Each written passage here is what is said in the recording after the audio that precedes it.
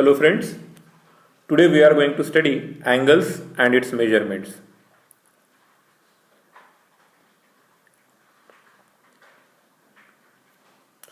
So, amount of rotation of initial ray, in this case what is initial ray? Initial ray is, or initial arm is OA and the terminal arm is OB.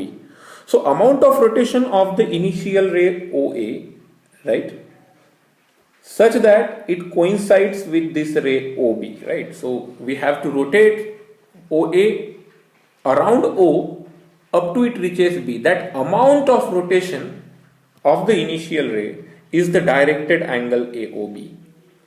Why I am saying about directed angle AOB? Remember, when we are talking about directed angle, angle AOB and angle BOA are different, right? Because when we are talking about AOB, we have to start from ray OA, keep on rotating it up to it coincides with ray OB. And this rotation, as you can see, is to be anti-clockwise. Whereas from OB to OA, it would have to be clockwise. Try to understand this. When we have initial ray OA and final ray OB and we are talking about angle AOB, the initial arm is OA, final arm is OB, and the rotation which we will have to do will be in this direction, which is anti-clockwise direction, and that's why this angle is different than angle BOA. To tell this difference, the sign convention we adopt is whenever we are measuring the angle anti-clockwise, it is to be taken as positive. So here angle AOB, the measurement is anti-clockwise, so the measure of the angle will be told by the positive sign. Now, if we are talking about angle BOA in the same case, when we are talking about angle BOA, the initial arm in this case will be equal to OB and final arm will be OA. So when we start from OA and then try to reach OB, the rotation is to be done clockwise, in the clockwise manner, right? And clockwise rotation is taken as negative. So in this case, remember, the magnitudes of the angle will be same, but when we are talking about the directed angle, the angle AOB will have have positive sign and angle BOA will have negative sign, and that's why remember these two angles, when we are talking about directed angles, they are not equal.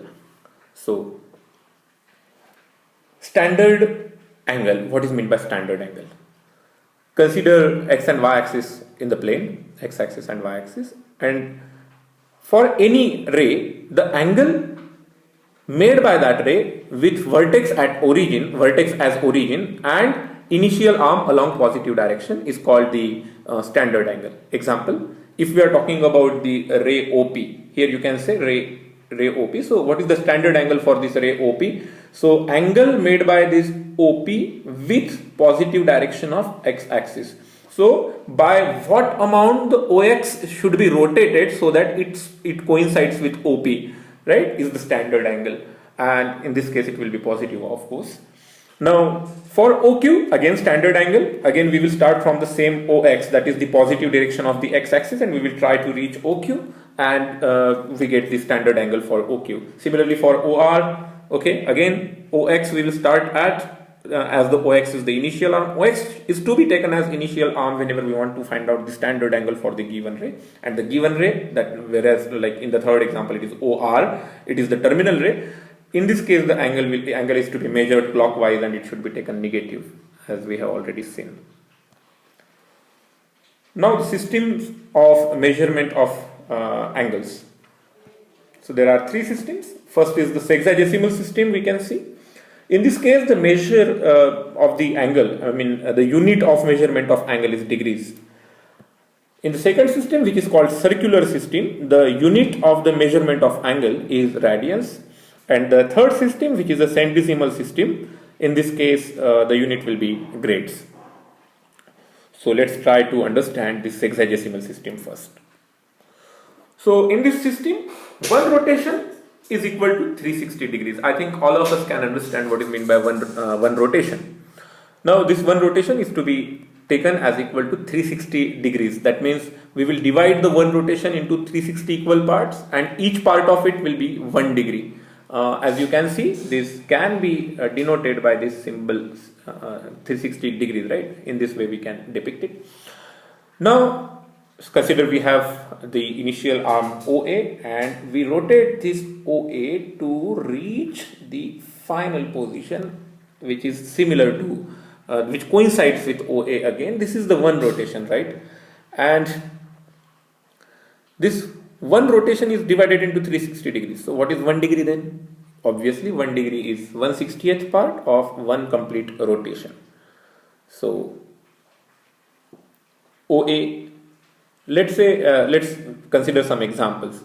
Say we have initial ray OA and the final ray OB as seen, as shown. So what is the angle AOB in this case, right? Angle AOB, obviously it will be 180 degrees. I think you all can agree with it. Why it is so? Because as we have seen in the sexagesimal system, one rotation is equal to 360 degrees. If we are measuring the angle AOB, it is half of the complete rotation. So half of the complete rotation is half into 360 degrees, which is equal to 180 degrees. So let's take this example OA to OB, right? Angle AOB we want to find out. It is the measure will be 90 degrees. Why it will be 90 degrees? Because again, the one complete rotation is equal to 360 degrees, as we have seen. Only 1/4 part of it, right? 1/4 part of the 360. So 1/4 into 360. Obviously, we will get the 90 degrees. As you can see, I think all of us knows the right angle is equal to 90 degrees, but this is the fourth part of total one rotation, that is 360 degrees. Now there are smaller units also, which are called minutes and seconds. Don't confuse them with the minutes and seconds we use for the measurement of time. Now what is minute? Remember, 60 minutes is equal to 1 degrees. So if we already we have divided one complete rotation into 360 equal parts, and one part of it is 1 degree, right? Now that small part, 1 degree, is to be divided further into 60 small parts. So 60, and each part of it is 1 minute, right? So what is 1 minute now? So 1 minute, as you can see, we can show it by 1 prime, right? 1 prime here. So 1 minute is equal to then 1/60th part of degrees, because already we have divided 1 degree into 60 parts. So 1 minute, remember 1 minute is equal to what? Now 60 seconds, remember again the smaller unit, 60 seconds is equal to 1 minute. So what? Now 1 minute is to be divided again into 60 parts, 60 equal parts, and each part of it will be 1 second, and that's why 1 second, which is 1 double prime as we denote it, it is 1/60th part of 1 minute, right? 1/60th part of 1 minute. Now what is meant by 1/60th part of 1 minute? Which is nothing but 1/3600th part of 1 degree, because 1 degree was divided into 60 minutes and each minute was again divided into 60 seconds. So in 1 degree we have 3600 seconds. Try to understand this. This is 1 second. Now let's try to understand the different interrelations which will be helpful for us for solving the further problems. 1 minute is equal to 60 seconds, or we can write 1 second is equal to 1/60th of minute. Now 1 degree is equal to 60 minutes, right? So again remember, one rotation is divided into 360 parts. Each part of it is called 1 degree. Then 1 degree was divided into 60 parts. Each part of it was called minute. And then 1 minute was divided into 60 parts, and each part of it was called seconds. So that's why 1 degree is equal to 60 minutes here we can say, or obviously 3600 seconds. So from this we can write, what is 1 second? 1 second is equal to 3600th part. 1/3600 of a degree is 1 second. And similarly, we have already written 1 degree is equal to 60 minutes. So 1 minute can be written as 1/60 of 1/60th of degree. So let's try to use this in some example. So the question is, express 321.9 degrees in degree, minutes and seconds. So let's solve it. So 321.9 degrees which is 321 complete degrees plus 0.9 degrees, right? I think every one of you knows what is 1.5 hours. 1.5 hours is 1 hour complete and 0.5 of the other hour. What is 0.5 hour? It is not a complete hour, so that's why then we convert it into 30 minutes, right? So similar kind of thing we are going to do here. So we have 321.9, right? So 321 complete degrees and 0.9 degrees. As it is not a complete 1 degree, we are going to convert it into the smaller units. So we have 321 degrees and 0.9 into 60 minutes, right? Because 1 degree is equal to 60 minutes. So 0.9 degrees is equal to 0.9 into 60 minutes, which is equal to 54 minutes. So 321.9 degrees is 321 degrees, 54 minutes, and obviously 0 seconds we can add. Let's take some other example. So we have been asked to express minus 87.74 degrees in degrees, minutes and seconds in the smaller units. First of all, understand the negative sign only tells us that the angle is to be measured clockwise, not anti-clockwise. The remaining part will be same, right? So again we will go on with this minus 87.74 degrees, which is equal to minus of 87 plus 0.74 degrees. So 87 degrees are complete and 0.76 degrees are to be converted into minutes, right? So to convert it into minutes, we write 0.74, right? 0.74 into 60 minutes, right? So it will be equal to 44.4 minutes. So it is minus 87 degrees, minus of 87 degrees and 44.4 minutes. Again, as you can see, 44 minutes are complete, but again we have additional 0.4 minutes which should be written in seconds. So we'll write minus 87 degrees, 44 minutes and then 0.4 into 60 seconds, right? That's why it is 87 degrees, 44 minutes and 24 seconds, right? So minus 87.74 degrees is now converted, or I mean we are just writing the same angle in different form. So minus 87.74 degrees is nothing but minus of 87 degrees, 44 minutes and 24 seconds. So again, now can we have some the reverse kind of problem? Let's say the angle is given as 74 degrees, 52 minutes and 12 seconds, and we want to convert it into only degrees. So how can we do that? So 24 degrees, 52 minutes and 12 seconds is nothing but 74 degrees plus 52 by 60 degrees plus 12 upon 3600 degrees. Try to understand this. 60 minutes is equal to 1 degree. So 52 minutes will be equal to 52 by 60 degrees. You can easily understand this. And now what is 12 seconds? So 12 seconds are to be converted because 3600 seconds is equal to 1 degree. So 12 seconds is equal to 12 upon 3600 degrees.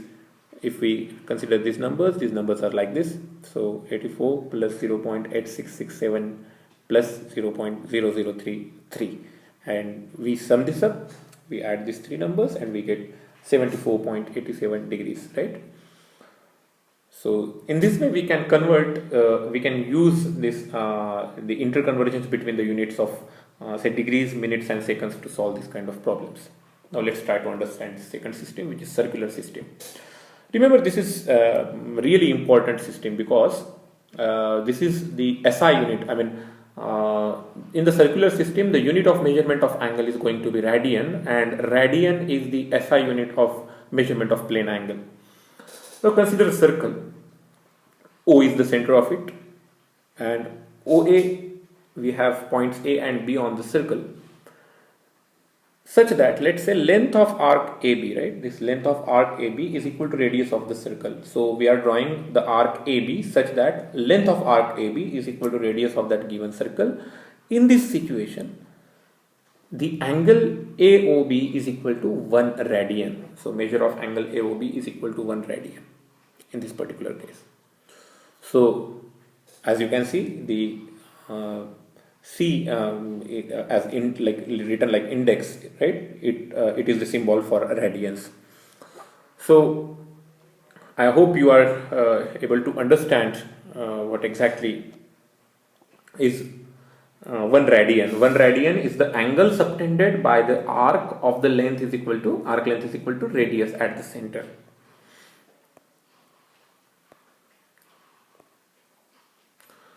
So consider any 2 points A, B on a circle.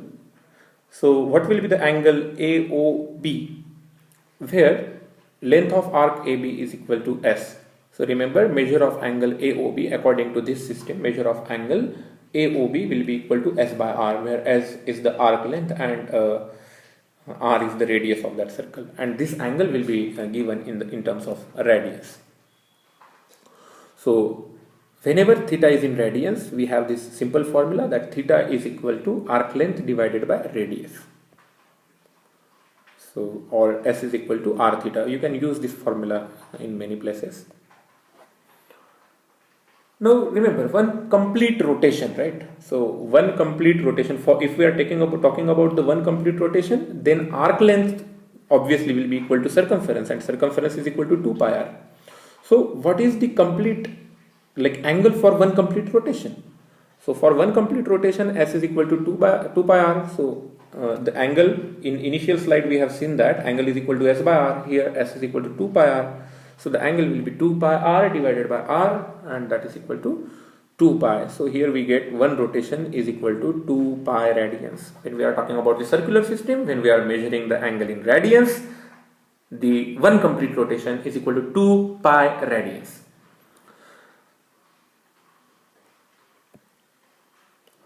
Now, one rotation is also equal to 360 degrees if we are talking about the sexagesimal system, and that is equal to 2 pi radians if we are talking about the circular system. So we get one relation here that 360 degrees must be equal to 2 pi radians. So what is 1 degree then? So obviously by rearranging the terms we can find out 1 degree can be written as 2 pi by 360, which is equal to pi by 180 radians. So 1 degree is equal to pi upon 180 radians, or 1 radian is equal to 180 upon pi degrees in turn, right? So what is theta degrees? If the angle is given in degrees and we want to convert it into radians, try to understand this. If the angle is given in degrees and we want to convert it into radians, just multiply it by pi by 180. And if the angle is given in radian and we want to convert it into degrees, just multiply it by 180 upon pi. So let's consider one example. Express the following angles in degrees. Say 5 pi by 12 radians they are given. So first of all, again, to convert angle from radian to degrees, multiply it by 180 by pi. We are going to multiply it, given number 5 pi by 12 into 180 upon pi degrees. So pi gets cancelled and we get 75 degrees. So obviously 5 pi by 12 radians is equal to 75 degrees. I hope you are able to understand this. Consider the second example. 1 by 3 radians. So what is 1 by 3 radians? 1 by 3 into 180 upon pi degrees. Simple. So by calculating we get 60 upon pi degrees. So 1 by 3 radians is nothing but 60 upon pi degrees. Let's take third example. Minus of 2 pi by 9 radians. What will be that? Minus of 2 pi by 9 into 180 upon pi degrees. Again, the numbers will get cancelled and we will have minus 40 degrees. So minus 2 pi by 9 radians is equal to minus 40 degrees. So whenever some angle is given in radians and we want to convert it into degrees, we are just going to multiply it by 180 upon pi. Now consider another example. Express the following in radians. The angle is given in degrees. So let's say 90 degrees. The angle is given as 90 degrees and we want to convert it into radians. So to convert the given angle in the degrees into the radians, we are going to multiply by pi by 180, reciprocal, right? Pi upon 180. So 90 degree into pi upon 180. So simply it is equal to pi by 2 radians. So 90 degrees is pi by 2 radians. Now what will be minus of 1 by 5 degrees? Again, converting it 1 by 5 into pi upon 180, which is nothing but minus of pi upon 900 radians. So minus 1 by 5 degrees is nothing but minus pi upon 900. radians. Now what will be 225 degrees? How can we write? So 225 into pi upon 180. So by doing some calculations, 45 fours are 180 and 45 fives are 225. So we have 5 by 4. So 5 pi by 4. So 225 degrees can be written as 5 pi by 4 radians. So these are the interconversions between this radian system, circular system, and the sexagesimal system. So similarly, you can go on checking, like 30 degrees will be equal to pi by 6 radians, right? Or we can see 60 degrees is equal to pi by 3 radians, 45 degrees is equal to pi by 4 radians, 120 degrees is equal to 2 pi by 3 radians. I think you should practice this by yourselves and get convinced that these numbers are true. See, you will have to just remember, whenever we want to convert the number from degrees to radians, right? So from degrees, let me write degrees to radians, we are going to multiply by pi upon 180. And whenever we want to convert from radians to degrees, we will multiply by 180 upon pi. So this is the simple rule you will have to remember. Now let's talk about the centisimal system in short. In this system, one rotation is equal to 400 grades, and that's why 100 grade is equal to one right angle. So you can use this initial thing to solve the problems if you come across any. Now let's talk about what is meant by coterminal angles. So angles of different measures having same initial arm and terminal arm. So what is meant by this same initial arm and terminal arm? Let's talk about this angle, right? Consider we have this ray OA for which the standard angle is 300 degrees. So if I go from this, right, OX, I will start from this OX and I come here. So if I'm moving anti-clockwise, I will have to move by 300 degrees so that I reach at the final position OA. But let's say if I start from OX and move by minus 60 degrees, that is clockwise, right? Clockwise by 60 degrees. As you can see, total rotation is equal to 360 degrees, right? So we reach the same position. We reach the same position because 300 degrees from this side and 60 degrees from this side, we are going to reach the same position because total is 360. So hence the angles 300 degrees and minus 60 degrees, right? They are called coterminal angles. So 0 degrees, 360 degrees, 720 degrees, minus 360 degrees. We reach the same position whenever the angle is added or subtracted by the integral multiple of 360 degrees, right? So we are going to get coterminal angles.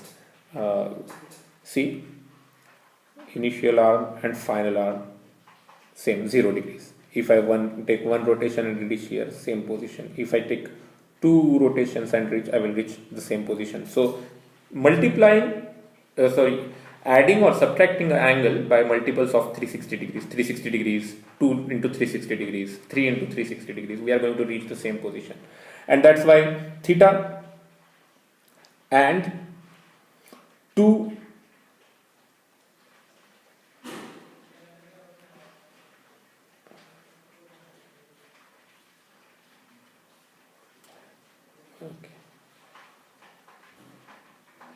That's why theta and 360 into n plus theta, they are always going to be coterminal angles where n can be any integer. So let's move forward. So two angles are coterminal if difference in its measure is integral multiple of one rotation, that is equal to 360 degrees in terms of let's say degrees, or 2 pi if we are talking about the radian system. Just say 750 degrees and pi by 6 radians are coterminal angles. Why? Because 250 degrees and pi by 6 radians, pi by 6 radians is nothing but pi by 6 into 180 upon pi, which is equal to 30 degrees.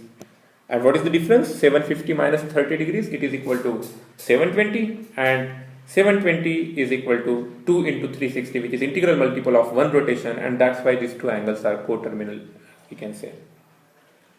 Right?